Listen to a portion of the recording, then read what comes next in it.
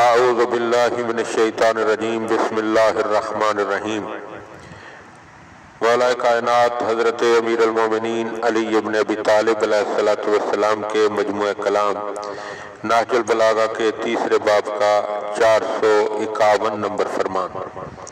وقال علیہ السلام، آپ علیہ السلام نے ارشاد فرمایا، زہد کا فی راغب فی کا نقصان و حزن، جو تمہاری طرف جھکے اس سے بے اعتنائی کرنا، یعنی اس پر توجہ نہ دینا، اپنے حظ و نصیب میں خسارہ کرنا ہے۔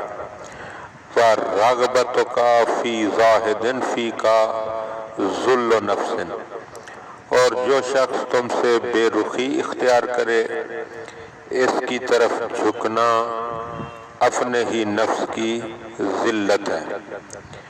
اور اگر ہم توجہ کریں تو کچھ چیزیں انسان کو جو ہیں وہ میسر آتی ہیں، اور تو آنے والی چیز کو بلا وجہ ٹھکرا دینا کیا ہے کہ انسان کے نصیب میں خسارے کا باعث ہے۔ جو چیز ہمیں مل رہی تھی وہ یقیناً ہمارے نصیب میں تھی، مگر ہم نے کیا کیا؟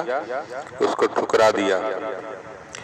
اور جو چیز ہمیں نہیں مل رہی اس کے لیے دوڑ بھاگ کرنا اور بلا وجہ جو ہے وہ کوشش کرنا جو ہے وہ اس کی طرف جھکنا ہے، اور اس طرح کا جھکنا جو ہے وہ انسان کو اپنی ہی نظر میں ذلیل و خوار کر کے رکھ دیتا ہے۔